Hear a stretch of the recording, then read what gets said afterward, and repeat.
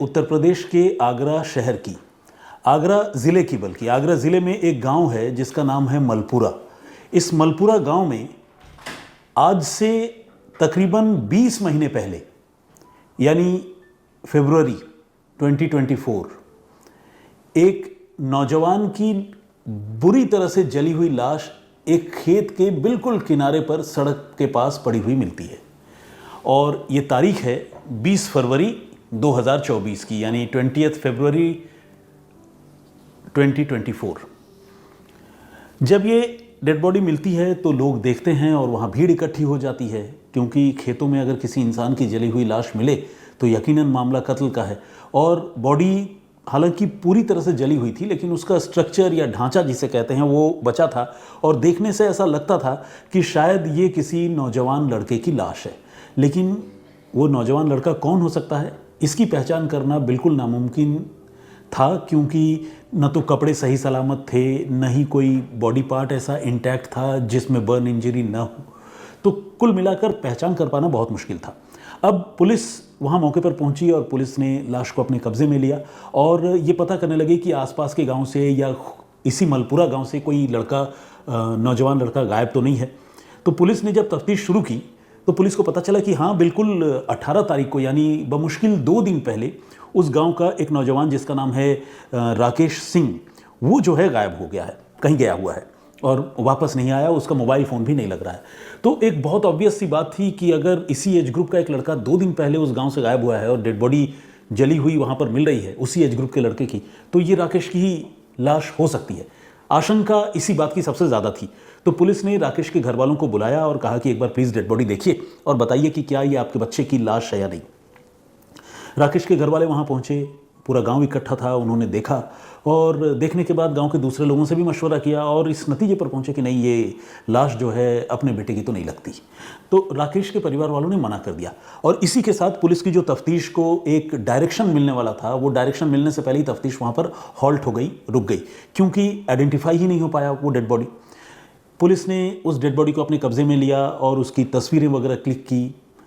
कुछ dead body के parts, sample वगैरह पुलिस ने अपने कब्जे में लिए, कलेक्ट किए और फिर उसका अंतिम संस्कार कर दिया। इस बीच पुलिस आसपास के इलाकों में भी पता कर रही थी क्या कि इस एज ग्रुप का कोई लड़का अगर गायब हो और उसके घर वाले अगर इन तस्वीरों को देखकर पहचान पाए। इस कोशिश में पुलिस को कामयाबी मिली। एक परिवार ने ये दावा किया, वो परिवार राजस्थान के धौलपुर का था, कि हाँ, ये हमारे बच्चे की ही लाश है। अब पुलिस ने उस एंगल को एक्सप्लोर किया कि बच्चा कब निकला, कहाँ गया, मोबाइल फ़ोन क्या है, कहाँ है। तो जब उस एंगल को पुलिस ने एक्सप्लोर किया तो पुलिस जो है वो एक्सप्लोर करने के बावजूद जो है इस नतीजे पर नहीं पहुंच पाई कि वो बॉडी जो है उसी धौलपुर के फैमिली के बच्चे की है या नहीं। मतलब कोशिश कर ली पुलिस, लेकिन वो रिलेट नहीं हो पाया मामला। ऐसे में मामला काफ़ी तफ्तीश करने के बावजूद वहीं पर अटका हुआ था जहाँ पर पहले दिन था, यानी 20 फरवरी के दिन। स्टैब्लिश नहीं हो पा रही थी चीज़ें। तो पुलिस ने तय किया कि अब एक काम करते हैं, ये जो दोनों परिवार है, एक परिवार जिस पर हमें शक है कि इनका बेटा हो सकता है, वो डिसोन कर रहे हैं, मान नहीं रहे, और दूसरा परिवार जो कह रहे हैं कि हमारा बेटा है और वो चीज़ें जो है जुड़ नहीं रही हैं, कड़ियाँ जुड़ नहीं रही हैं। तो एक काम करते हैं कि दोनों के डीएनए सैंपल कलेक्ट करते हैं, दोनों फैमिली के, और इस डेड बॉडी से जो हमने डीएनए सैंपल कलेक्ट किया हम इनका मिलान करवाते हैं। पुलिस ने बहुत ही साइंटिफिक तरीके से इसको इन्वेस्टिगेट करने का फैसला किया। डीएनए सैंपल दोनों परिवारों से लिए गए और डेड बॉडी से भी सैंपल लिए गए थे और उसके बाद उसे आगे फर्दर एग्जामिनेशन के लिए फॉरेंसिक साइंस लेबोरेटरी में भेजा गया।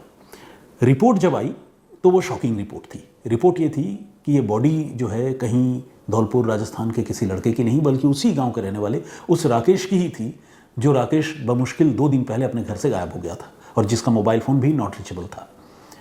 अब घर वालों को कई महीने गुजर जाने के बाद जब ये बात पता चली तो उन पर आसमान टूट पड़ा, क्योंकि अब तक तो वो ये मान रहे थे कि हमारा बेटा कहीं जिंदा है, कहीं चला गया है, लौट कर आएगा। उम्मीद की एक किरण जो है उन्हें नज़र आ रही थी।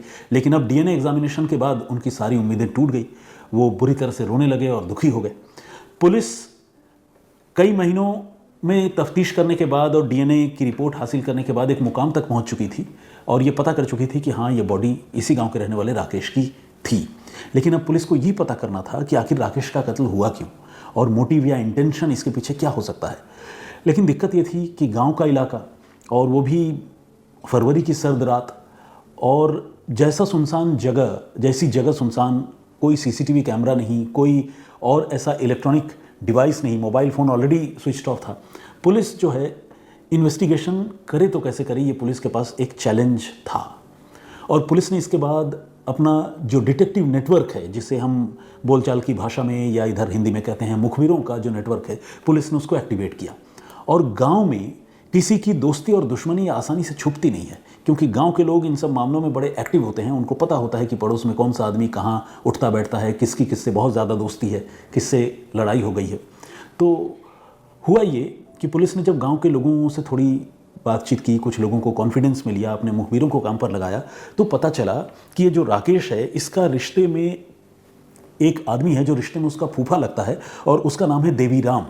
देवीराम उसी गांव में कुछ समय पहले तक मिठाई की दुकान चलाया करता था, और उस देवीराम के साथ राकेश की किसी बात को लेकर कहासुनी और लड़ाई झगड़ा हुआ था, और दोनों रिश्ते में जो है वो फूफा और भतीजा थे। तो ऐसे में अब पुलिस जो है वो देवीराम के बारे में पता करने लगी। लेकिन पुलिस को तब एक और झटका लगा जब पता चला कि देवीराम तो गांव छोड़कर जा चुका है।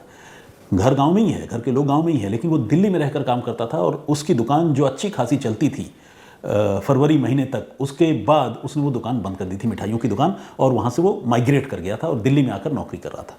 ये पुलिस के लिए एक और शक बढ़ाने वाली बात थी। एक तो देवीराम के ऊपर शक पुलिस को हो गया, लोगों ने जानकारी दी कि लड़ाई हुई थी, और दूसरा जिस तरह से उसने अचानक अपनी दुकान बंद करके खुद को दिल्ली शिफ्ट करने का फैसला कर लिया, उससे पुलिस को लगा कि हो सकता है कि वो इस जगह से दूर जाना चाहता था। पुलिस ने अब देवीराम को हिरासत में लिया और उससे पूछताछ शुरू की। उसने मना कर दिया, उसने कहा कि नहीं साहब, कोई दुश्मनी नहीं, हमारे तो रिश्ते में वो भतीजा लगता था, दुश्मनी किस बात की, कुछ ऐसा नहीं है।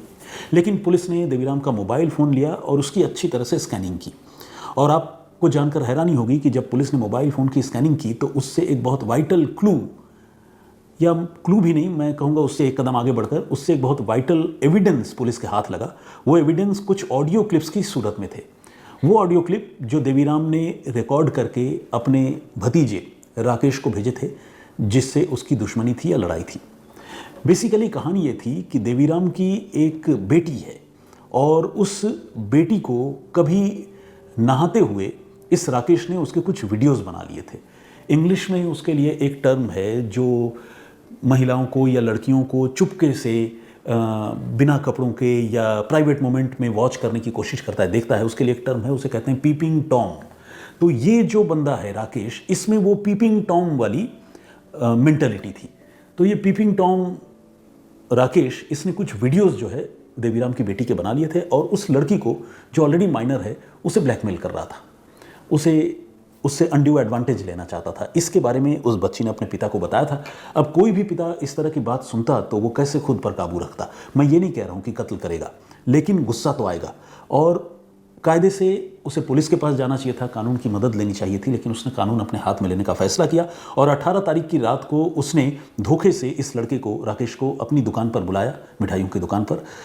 और चूंकि सन्नाटा था, गांव जैसी जगह, सर्द रात, आसपास कोई नहीं था, उसने एक तार से और इस लड़के के गले में मौजूद मफलर से गला घोंटकर इसकी हत्या कर दी। और राकेश की हत्या करने के बाद फिर अपने एक और भतीजे को बुलाया। वो भतीजा राकेश का भाई नहीं था, लेकिन उसका रिश्ते में भतीजा लगता था।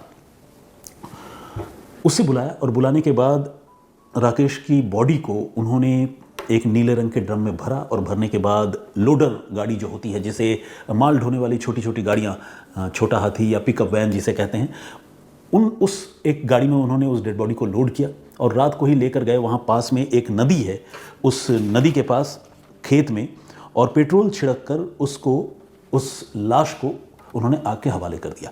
और इस लड़के के जो बिलोंगिंग्स थे, मोबाइल फ़ोन, मफलर और दूसरी चीज़ें, वो सारी चीज़ें खारी नदी के पानी में उन्होंने फेंक दी। जो मोटरसाइकिल था उसे दूर कहीं लावारिस किसी जगह पर पार्क कर दिया, और ये लोग अपने घर आ गए और इत्मीनान से रहने लगे। 2 दिन बाद लाश लोगों ने नोटिस किया 20 तारीख को, तो फिर पूरे गांव के साथ ये लोग भी वहाँ पहुँचे थे, जो लोग कत्ल करके लाश ठिकाने लगा चुके थे, और पुलिस को इनके बारे में कोई जानकारी नहीं थी। तो पहले तो लाश की पहचान ही पता होने में काफ़ी वक्त लग गया, और जब 20 महीने बाद, तकरीबन 20 महीने तो नहीं, तकरीबन 19 महीने बाद जब तकरीबन लाश की पहचान पता हो पाई डीएनए रिपोर्ट से, और पुलिस ने अपना नेटवर्क एक्टिवेट किया, तब इन लोगों के बारे में जानकारी मिली। अब देवीराम अपने मुंह से सारा जुर्म कबूल कर चुका है। उसने माना है कि अपनी बेटी को ब्लैकमेल किए जाने से गुस्सा कर उसने राकेश की हत्या की थी और उसकी लाश को जला दिया था, और इसमें एक और उसके भतीजे ने उसकी मदद की थी। तो फिलहाल पुलिस ने देवीराम को पकड़ा है। कत्ल के सबूत मिटाने के आरोप में जिस नौजवान ने कातिल की मदद की थी, आरोपी कातिल की मदद की थी, वो फिलहाल फरार है। उसकी गिरफ्तारी के लिए पुलिस कोशिश कर रही है। तो ये था पूरा घटनाक्रम। और एक ग्रामीण इलाके की पुलिस जिस तरह से डीएनए एग्जामिनेशन के जरिए इस मामले को सॉल्व करने में कामयाब हो पाई, वो यकीनन एक अच्छी नज़ीर है इन्वेस्टिगेशन के पॉइंट ऑफ व्यू से।